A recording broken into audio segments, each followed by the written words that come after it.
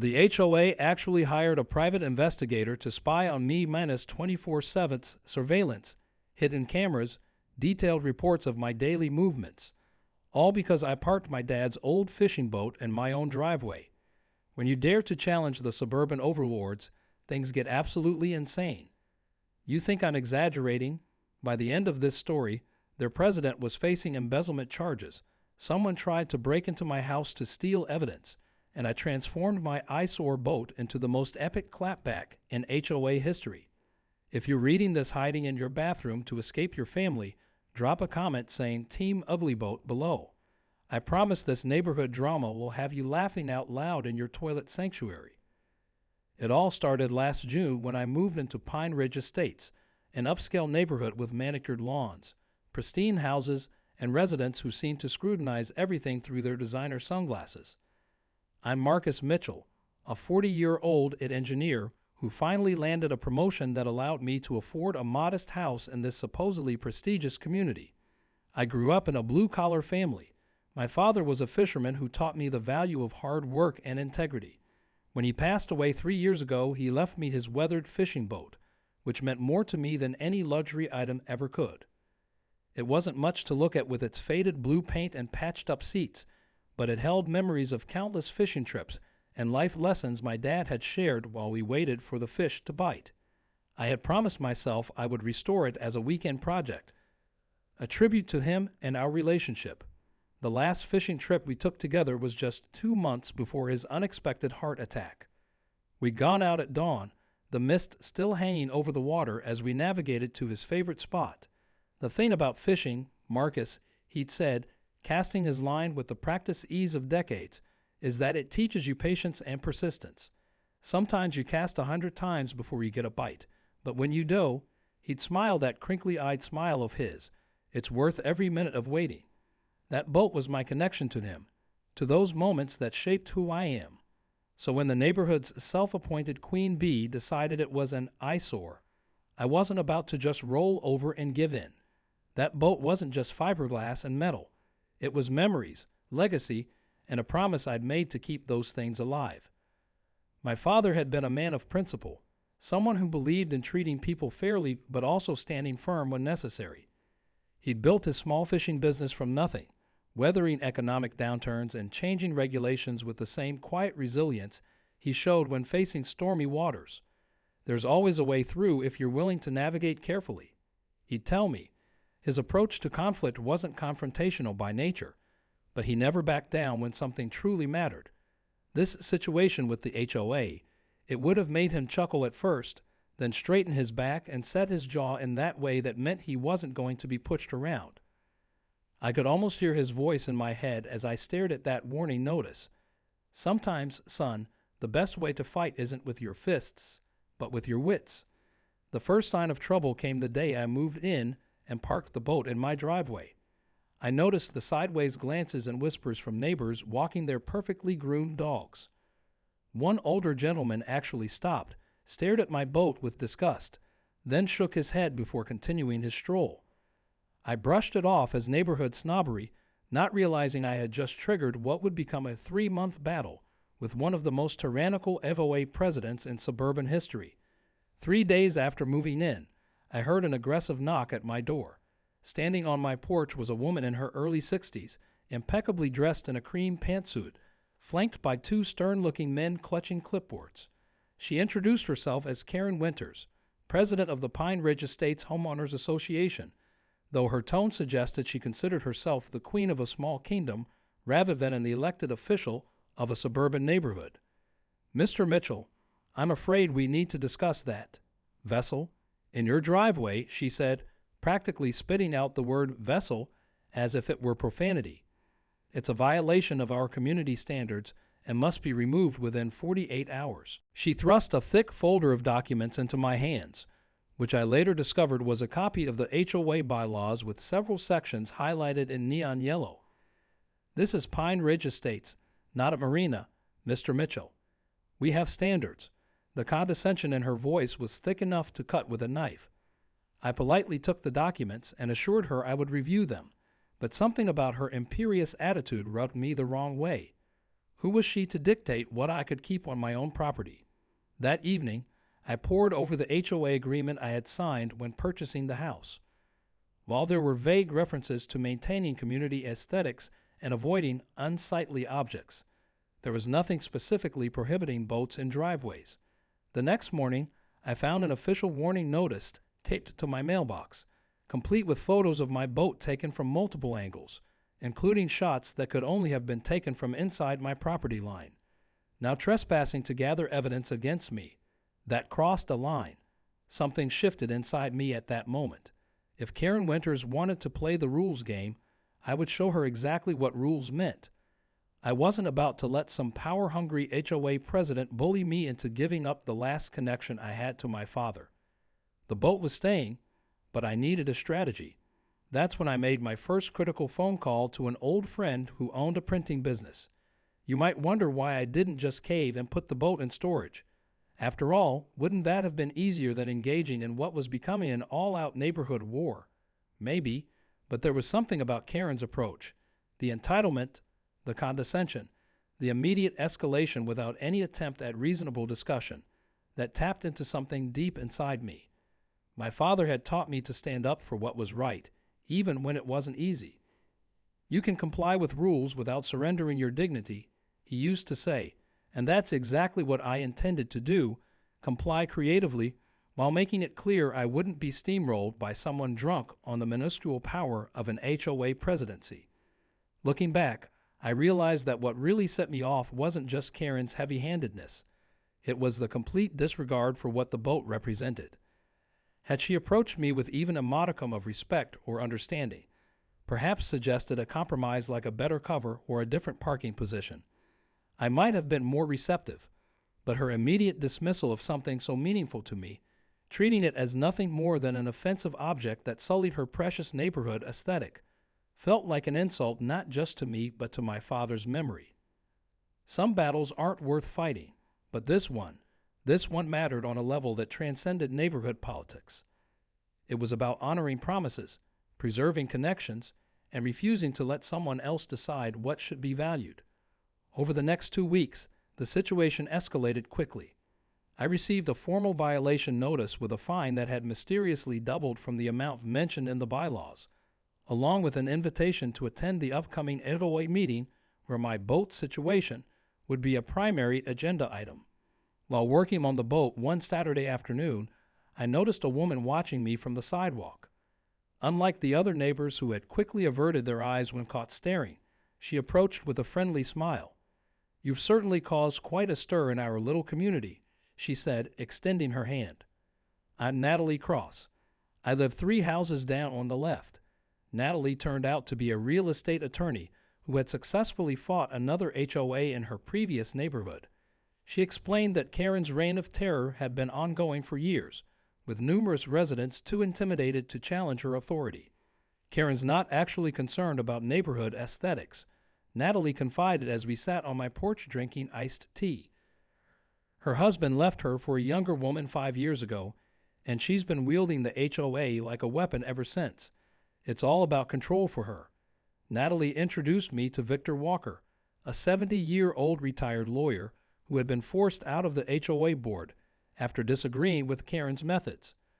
Victor had a wealth of information about Karen's questionable decisions, including some potentially illegal financial maneuvers with the HOA funds. Armed with this knowledge and growing indignation, I called my friend Jason Reeves, the printing shop owner. "I have an idea," I told him, outlining my plan to cover the entire boat with vinyl printed with the exact text of the HOA bylaws. "It's perfectly legal since it's a public document, and technically I'll be making the boat look more uniform and professional. Plus, I'll be educating the community about the rules they agreed to." Jason loved the idea and immediately started working on the design. Meanwhile, Natalie helped me draft a formal response to Karen's violation notice, citing the lack of specific prohibitions against boats and questioning her authority to impose arbitrary fines. The response also pointed out that trespassing on private property to take photographs constituted a violation of my privacy rights. A few days later, I noticed a suspicious car parked across from my house for several hours. When I approached, The driver quickly pulled away. Neighbors confirmed they'd seen the same vehicle on multiple occasions, always when I was home. I set up a small security camera on my porch and was shocked to discover that Karen had actually hired a private security company to monitor my activities. They were documenting when I left for work, when I returned, and who visited my house, all ostensibly to build a case against my boat. The surveillance felt like something out of a dystopian novel, a bizarre escalation that seemed completely disproportionate to the situation. I found myself checking over my shoulder whenever I was outside, aware that my every move was potentially being documented and scrutinized. It was unsettling to say the least, but it also fueled my determination. If Karen was willing to go to such extreme lengths, it suggested that my resistance was already having an impact. She wasn't used to being challenged, and her increasing desperation to control the situation only confirmed what Natalie had told me. This was about power, not aesthetics. The more heavy-handed her tactics became, the more neighbors began to question her methods, creating tiny fissures in what had once seemed like monolithic authority. What amazed me most was how this absurd situation had begun to attract allies from throughout the neighborhood, people who had been silently enduring Karen's petty tyranny for years. An elderly couple down the street, the Hendersons, brought me homemade cookies one evening and told me how Karen had fined them for having a bird feeder that was the wrong shade of brown. The Daniels from across the cul-de-sac shared that they'd been harassed about their holiday decorations being excessive, despite winning the local paper's Best Decorated Home contest 3 years running. Each story reinforced what Natalie had told me. This wasn't about maintaining property values or community standards. It was about one person's need to control others, masked behind official-sounding rules and regulations. When Jason sent me the final design for the vinyl wrap, I couldn't help but laugh. The HOA bylaws, printed in elegant, professional font, complete with the official HOA logo, would transform my weathered boat into a mobile legal document. Natalie warned me that Karen wouldn't back down easily, and I should prepare for a long battle. She's not used to being challenged, Natalie explained. She'll escalate things because she can't afford to lose face. What I didn't know was that Karen already had a plan B that would take this ridiculous situation to an entirely new level of absurdity. The HOA meeting was scheduled for the following week in early July, and I made sure to arrive early. The community center was already packed with residents curious about the infamous boat situation that had become the neighborhood's hottest topic. I scanned the room, mentally cataloging the different factions that had formed. In one corner sat the obvious Karen loyalists, mostly older residents who had been in the neighborhood the longest and benefited from her selective enforcement of rules. Near the door were the newer homeowners, many looking nervous and uncertain about what they'd walked into. And scattered throughout were those who had personally felt Karen's wrath over various infractions, real or imagined. Their tense body language told me everything I needed to know about whose side they might take if pushed. Karen stood at the front of the room, projecting an air of authority as she called the meeting to order. When she reached the agenda item labeled Aesthetic Violations, Mitchell Property, she displayed a slideshow of images of my boat, each photo more unflattering than the last. The presentation was clearly designed to make my boat look as decrepit as possible, with close-ups of chipped paint and the tarp that partially covered the deck. As you can see, she said with theatrical gravity, this eyesore is diminishing our property values and threatening the standards we've all worked so hard to maintain. I watched the reactions of my neighbors, noting how many nodded along automatically, afraid to contradict the woman who could make their lives difficult with a single complaint.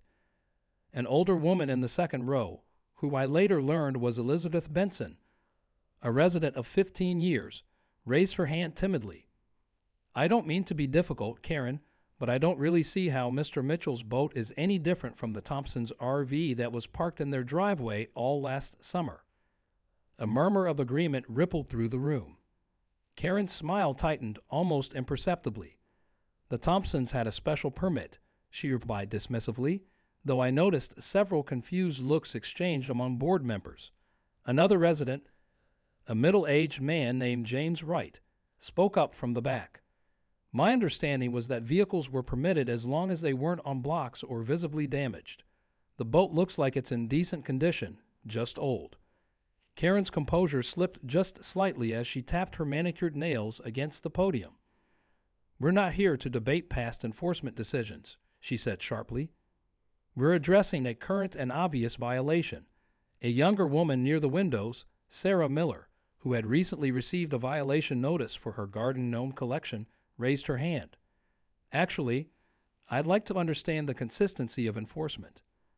When I asked to see the specific bylaw prohibiting decorative lawn ornaments, I was told it fell under general aesthetic guidelines. Is that the same justification being used here?" The tension in the room was palpable now, with small clusters of residents whispering among themselves. I could see the shift happening in real time. What Karen had intended as a public shaming was evolving into a questioning of her authority. When it was my turn to speak, I didn't argue or get defensive. Instead, I simply asked to see the specific bylaw that prohibited boats in driveways. Lisa Thompson, the HOA secretary, who appeared to be in her mid-30s, fumbled through the documents, her discomfort evident as she felt Karen's stern gaze. I'm not finding a specific prohibition against boats," she admitted, her voice barely audible. "There's Section 7.3 about keeping properties neat and visually harmonious with the neighborhood character, but nothing that explicitly mentions watercraft." Several heads turned toward Karen, waiting for her response. Karen's face flushed with anger as she scrambled to regain control of the narrative. "The spirit of the bylaws clearly indicates that unsightly vehicles, including boats, are not permitted," she insisted, her voice rising slightly. "We'll be drafting a specific amendment regarding watercraft immediately, which will require a 2/3 majority vote from homeowners." Frank Kensington, a retired judge who rarely attended meetings, cleared his throat loudly. "Point of order," he said, his authoritative voice silencing the room. "You can't retroactively fine someone for violating a rule that doesn't yet exist. That's not how governance works, even at the HOA level." Several people nodded in agreement, and I noticed some of Karen's loyalists shifting uncomfortably in their seats. As the meeting continued, William Barnes, the vice president who always seemed to be in Karen's shadow, accidentally revealed that Karen had authorized payment to a private security firm from the HOA General Fund without board approval, a clear violation of financial protocols. "Wait a minute," interrupted Ellen Hartman, the neighborhood's most meticulous accountant. "Are you saying HOA dues are being used to spy on a resident? Where was this expenditure in the monthly report?" The question hung in the air as William looked at Karen with panic in his eyes. "It was filed under security measures," Karen replied, her voice clipped. "A standard line item." Ellen wasn't having it. "Security measures are for the gate cameras and the pool area. This sounds like targeted surveillance of a specific homeowner using community funds." The room erupted into multiple conversations, with even some of Karen's staunchest supporters looking troubled by this revelation. Mrs. Henderson, whose husband had served on the board before his passing, stood up shakily with the help of her cane. "In the 30 years I've lived here, I've never heard of such a thing. We're neighbors, not a police state." The comment drew several murmurs of approval. I caught Natalie's eye across the room, and she gave me a subtle nod. The tide was turning. This revelation caused murmurs among the attendees. Several homeowners began asking pointed questions about other expenditures, and I could see Karen's composure starting to crack. The meeting ended with Karen hastily announcing that the board would review the situation and provide further guidance, which everyone recognized as a stalling tactic. When I returned home that evening, I found an envelope slipped under my door containing copies of HOA meeting minutes and financial statements showing unusual expenditures. A small note read, "Not everyone is on Karen's side." I recognized it had to be from Lisa, the secretary who had seemed increasingly uncomfortable throughout the meeting. As I reviewed the numbers, which showed several questionable allocations of funds for community enhancement, without specific details, Jason called to let me know the vinyl wrap was ready for installation. "Ready for the reveal of the century?" he asked. "Wait until tomorrow morning," I replied. "Karen Winters is going to have a morning she won't forget." 3 days after the contentious HOA meeting, Jason arrived at my house before sunrise with the vinyl wrap and application equipment. We worked quickly as the morning light grew stronger, carefully applying the material to every visible surface of the boat. The result was impressive. From a distance, the boat looked almost dignified with its clean, text-covered exterior and prominent HOA logo on the bow. By 8 o'clock, several neighbors had gathered on the sidewalk, taking photos and videos of our work. Among them was a young man who introduced himself as Trevor Wilson, a content creator who specialized in HOA nightmare stories for his online channel. "Dude, this is pure genius," he said, asking permission to document the whole saga. As we put the finishing touches on the boat, Jason stepped back to admire our handiwork. "This has got to be the most satisfying job I'd ever done," he said, grinning broadly. "I mean, look at it. It's like a floating middle finger wrapped in legalese." He wasn't wrong. There was something beautifully ironic about using the very rules Karen worshipped against her. I ran my hand along the smooth vinyl surface, feeling a deep sense of satisfaction at how the weathered old boat had been transformed into something that looked ironically quite official. The HOA logo on the bow was particularly inspired. Jason had made it slightly larger than the original, giving it an almost governmental appearance. "You know she's going to lose her mind, right?" Jason warned, though his tone suggested he was looking forward to the show. "That's a feature, not a bug," I replied, channeling my inner tech engineer. We both laughed, the kind of laughter that comes from knowing you're about to witness something truly memorable.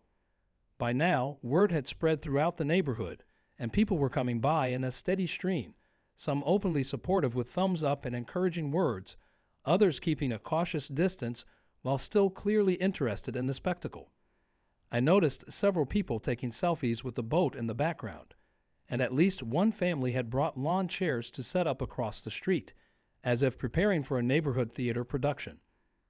Around 9 o'clock, a sleek black SUV screeched to a halt in front of my house. Karen emerged, her face contorted with rage as she marched up my driveway. She stopped dead in her tracks when she saw the boat, now transformed into what looked like an official HOA document on wheels. "What do you think you're doing?" she demanded, her voice trembling with anger. I smiled politely and explained that I was simply making the boat more aesthetically pleasing while educating the community about the rules we all lived under. Since there's no specific prohibition against boats, just a general requirement for maintaining aesthetics, I have made it look more professional. And what's more professional than the HOA's own bylaws? A small crowd had gathered now, including Nancy Rivera from the local newspaper, who approached us with a notepad and started asking questions about the situation. Karen threatened to sue me for defamation and mockery of HOA authority, but Natalie stepped forward and calmly pointed out that reproducing publicly available documents was completely legal. "In fact," she added, loud enough for everyone to hear, "if Ms. Winters pursues this, she'll be opening herself up to a countersuit for trespassing, harassment, and misappropriation of HOA funds for personal vendettas." Several residents began sharing their own stories of Karen's heavy-handed enforcement of rules that seemed to be applied inconsistently depending on who you were in the neighborhood. Trevor captured it all on video, and by that afternoon, the bylaw boat had gone viral on multiple social media platforms, attracting attention from larger media outlets.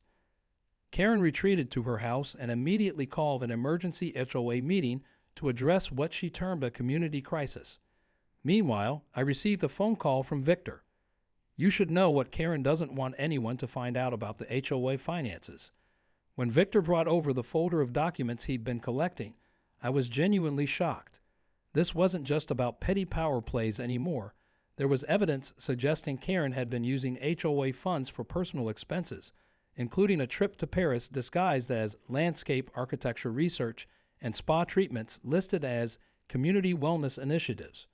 The financial misconduct was extensive and systematic, going back at least 3 years. A week after my boat's new look debuted, and the video had garnered over 1 million views online, Karen launched her counterattack. I received a certified letter from her attorney, Harold Griffin, threatening to sue me for defamation, harassment, and intentional infliction of emotional distress, with a demand for $250,000 in damages.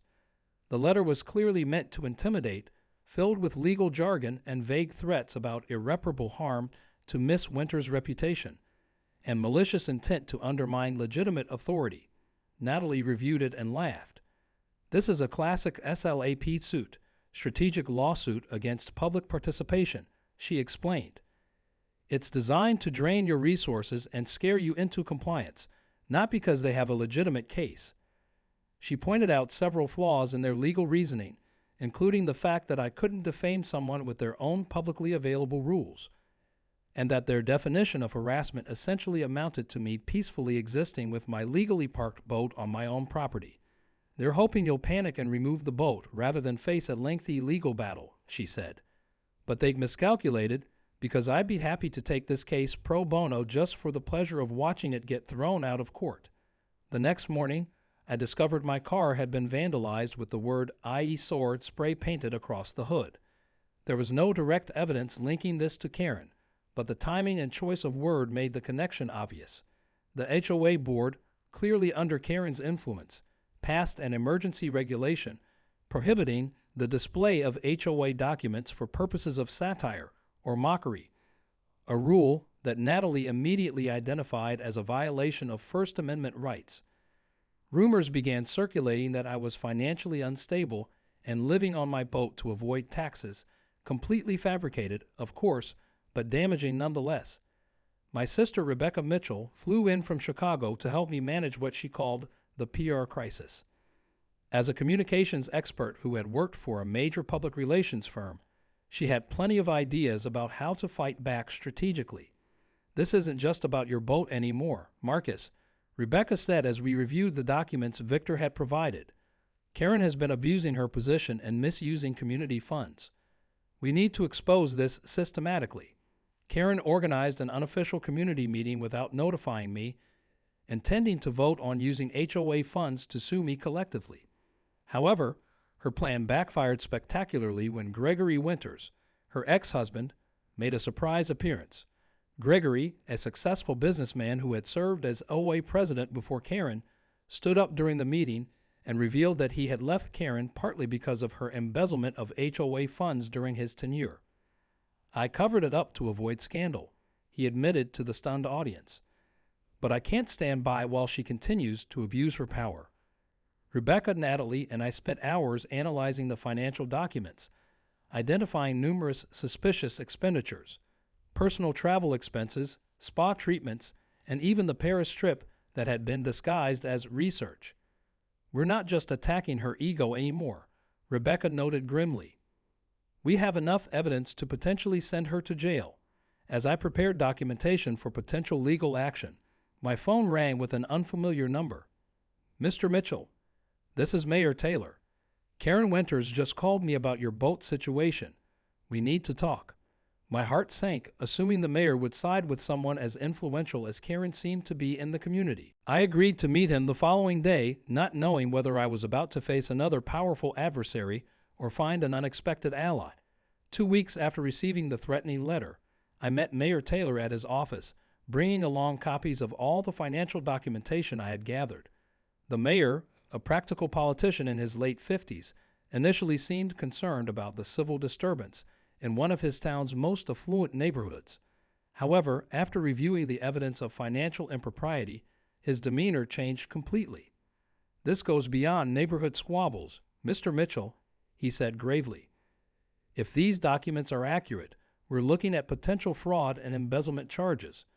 Mayor Taylor explained that while he couldn't officially intervene in HOA matters, he would ensure the appropriate authorities reviewed the evidence. With the mayor's tacit support, Rebecca helped me organize a Pine Ridge community gathering, essentially a neighborhood barbecue in my front yard with the now famous boat as the centerpiece.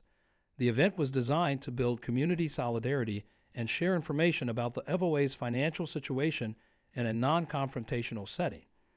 We invited every resident, even Karen, though she predictably declined to attend. During the gathering, Emily Davidson, a former HOA accountant who had been fired after questioning some of Karen's expenditures, approached me with additional evidence of financial manipulation. She fired me when I asked too many questions about these unusual expenses. Emily explained, providing detailed documentation of how Karen had beautified the books. Trevor posted a new video about the ongoing saga, which quickly gained over 2 million views and caught the attention of a national news program interested in covering the story. The barbecue became something of a watershed moment for our neighborhood. Watching people who had previously been strangers to one another sharing food, stories, and laughter in my front yard made me realize that Karen's reign of terror had done more than just enforce petty rules. It had isolated us from each other. The fear of being reported for some minor infraction had prevented the natural community bonds that should have formed. As evening fell and stream lights illuminated the gathering, I found myself surrounded by a group of neighbors who wanted to hear more about my father and the boat's significance. I shared stories of our fishing trips, the way he would patiently teach me to bait a hook or rid the water for signs of fish, the life wisdom he would dispense as we sat waiting for a bite.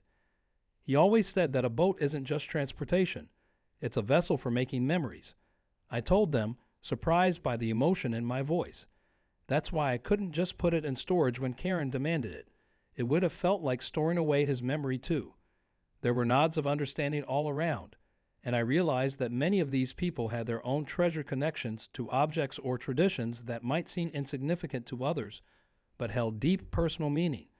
By standing up for my boat, I had somehow created space for others to reclaim parts of themselves that had been suppressed under Karen's regime of conformity and control.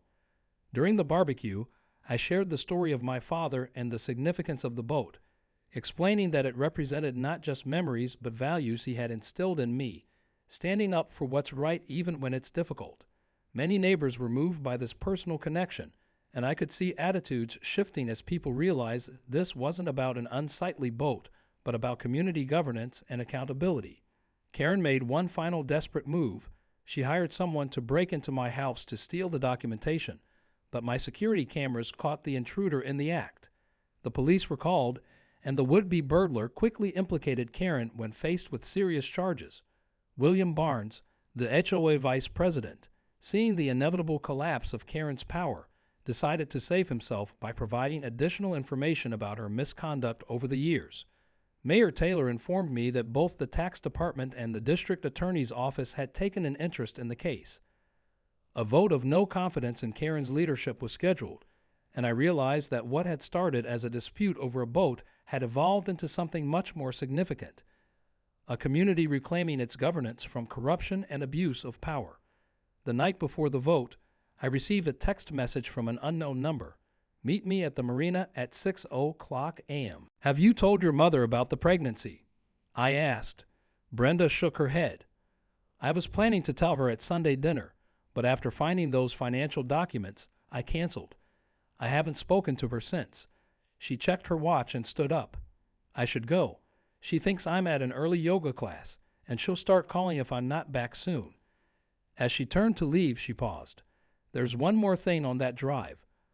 A recording of my mother explicitly talking about using the HOA as her personal piggy bank during a phone call with her brother.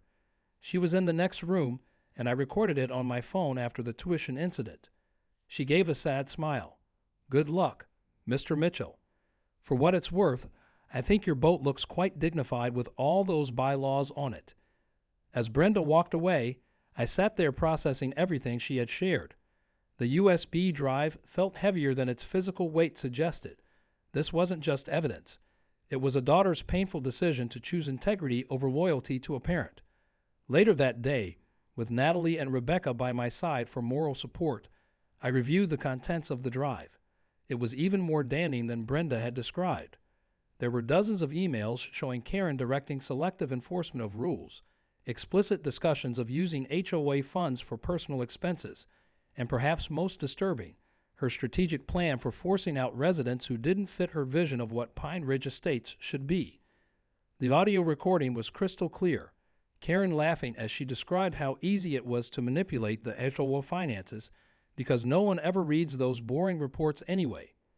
By the time the vote of no confidence took place that evening, I had made copies of the most relevant documents and provided them to Lisa, who distributed them to board members just before the meeting began.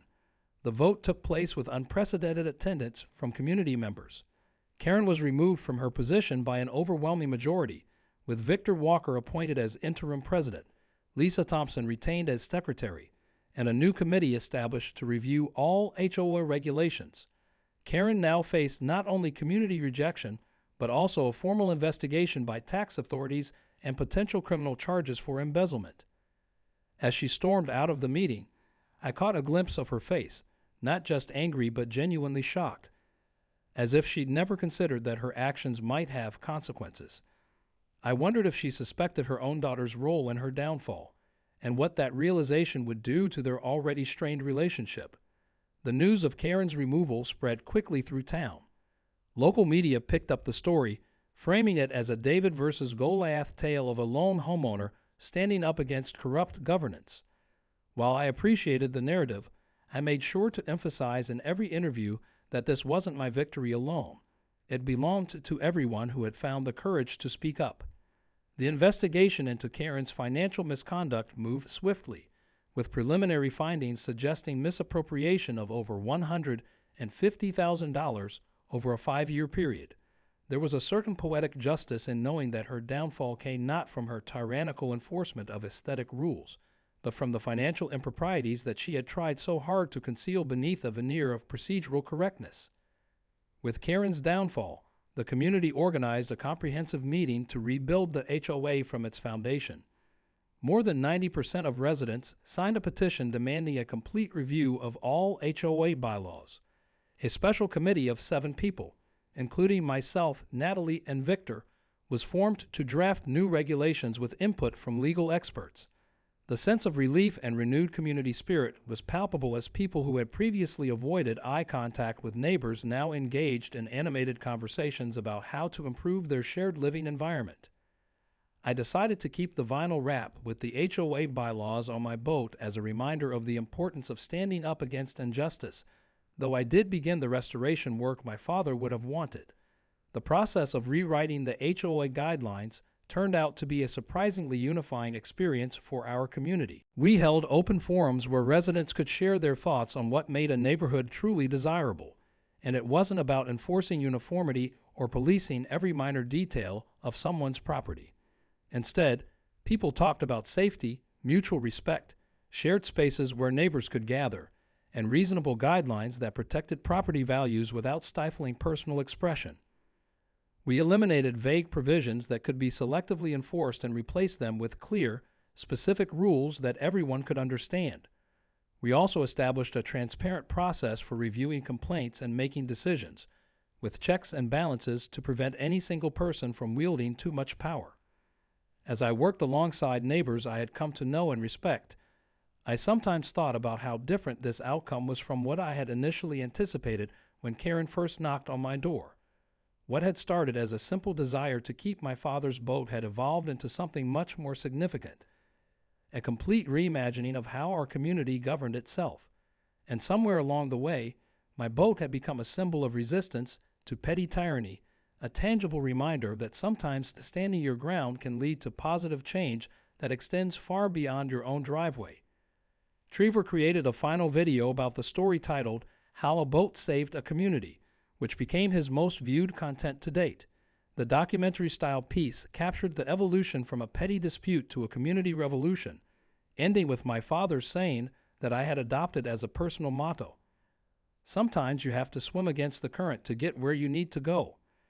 In a surprising twist, Karen appeared at the boat's official relaunching ceremony after I had completed most of the restoration work. The crowd tensed, expecting a confrontation, but instead she offered a public apology. Gregory, her ex-husband, revealed that Karen was undergoing psychological therapy to address her control issues and the pain from her perceived abandonment. While few were ready to fully forgive her actions, there was a sense that healing had begun for everyone involved. 1 year later, in the summer of 2025, I was fishing from my fully restored boat, though I kept a small section of the vinyl wrap as a reminder, with Natalie, now my girlfriend, and several neighbors who had become close friends through our shared experience. A new family had just moved into the neighborhood and expressed concern about the restrictive HOA rules they'd heard about before purchasing their home. I smiled and reassured them, things are different now. Every new member receives a friendly HOA handbook and an invitation to our quarterly community barbecue. But if there's ever a problem, I add it with a wink. I've always got a special boat that can help. The transformation of Pine Ridge Estates from a neighborhood ruled by fear to a genuine community bound by mutual respect proved that sometimes the most unlikely catalysts, like a weathered old fishing boat, can spark meaningful change. And while my father might not have anticipated the specific way his boat would make an impact, I know he would have been proud to see it become a symbol of integrity, perseverance, and community solidarity.